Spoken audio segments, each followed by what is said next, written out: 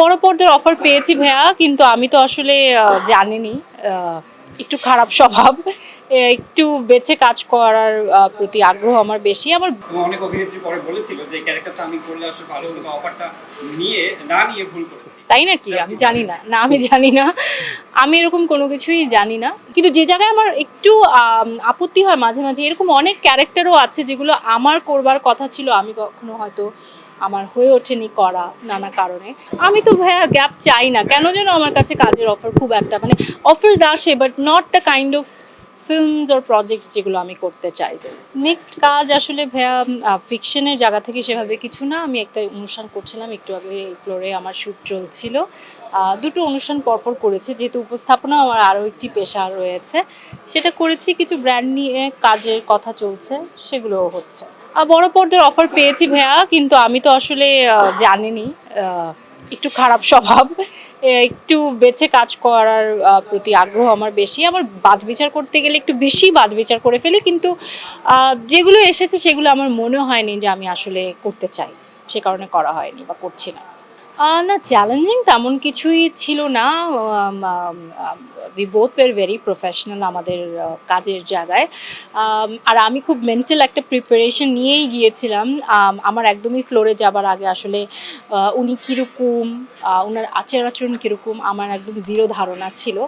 অনেকে অনেক কিছু বলবার চেষ্টা করেছে, কিন্তু আমি আসলে কোনো কিছুই কানে না নিয়ে একেবারে ব্ল্যাঙ্ক অবস্থাতেই গিয়েছিলাম, এবং আমি এই ধারণা নিয়েই গিয়েছিলাম যে উনি বেশ ভালো মানুষ, কারণ ওটা আমাকে হেল্প করবে কাজে যদি আমি নিজেকে ওভাবে প্রিপেয়ার করি, এবং আমি ওনাকে ঠিক তাই পেয়েছি। উনি বেশ হেল্পফুল ছিল, নাইসলি কাজ করেছে, আমিও আমার কাজটা ঠিকঠাক মতো করেছি। আমরা দুজনেই একটু স্বল্পভাষী, একটু কম কথা বলি, সো কাজটা সুন্দর মতো ঠিকঠাক মতো হয়ে গেছে, এটা খুব ভালো লেগেছে। না, আমাদের তো আসলে একসাথে খুব বেশি একটা সিন ছিল না, সো আমাদের ওরকম যা খুনসুটি বা ইনফ্যাক্ট সেভাবে কোনো ফ্রেন্ডশিপ বা বন্ধুত্ব সেটা হওয়ার কোনো সময় আসলে আমরা পাইনি। খুবই কম ডিউরেশন, খুবই কম সময়ের জন্য আসলে আমরা স্ক্রিন শেয়ার করেছি, সো ওভাবে কিছু হয়নি। তুফানে যে ক্যারেক্টারটা আপনার ছিল, জি। এই ক্যারেক্টারটা এর আগে আরো কিছু অভিনেত্রীকে অফার করা হয়েছিল, আপনি জানেন কিনা? এবং অনেক অভিনেত্রী পরে বলেছিল যে ক্যারেক্টারটা আমি করলে আসলে ভালো হতো, অফারটা না নিয়ে ভুল করেছি। তাই নাকি? আমি জানি না, আমি জানি না।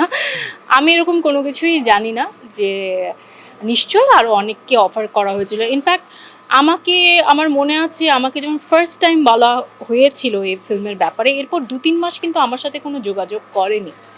তো ডেফিনেটলি এই টাইমে আমি নিজেই বুঝে নিয়েছি যে অনেকের সঙ্গেই হয়তো তারা কথা বলেছে, কারণ এটা খুব স্বাভাবিক যে একটা রোলের জন্য আপনি অনেকজনের সাথেই আপনি দেখবেন যে আপনার রোলের সাথে কাকে ফিট হয় আপনার ক্যারেক্টারের সাথে, যেটা খুবই স্বাভাবিক।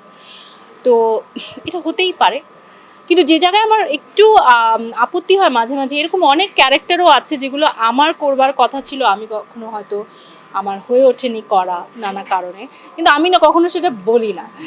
হ্যাঁ, তো এটা বলার মধ্যে আমি মনে করি না সেভাবে আলাদা কোনো আসলে ক্রেডিট আছে। যেটা যখন যে ক্যারেক্টার আপনি যাকে স্ক্রিনে দেখে ফেলবেন, ক্যারেক্টারটা কিন্তু আজীবনের জন্য তারই হয়ে যায়। সো কে কখন কোনটা, এটা আমার আয়নাবাজির ক্ষেত্রেও আমাকে অনেক শুনতে হয়েছিল যে এই ক্যারেক্টারটা তো তার করার কথা ছিল, এই ক্যারেক্টারটা তো সে করেছে বলেছে, বা তাকে অফার করা হয়েছিল। সবাই সব কিছু অফার করে, আমার কাছেও অনেক কিছুই আসে, but we don't mention that. আমি তো ভাইয়া গ্যাপ চাই না, কেন যেন আমার কাছে কাজের অফার খুব একটা, মানে অফার্স আসে but not the kind of films or projects যেগুলো আমি করতে চাই, সেই জন্য অপেক্ষাটা অনেক দেরি হয়ে যায়। আপনারা একটু জানান না কি করা যায়।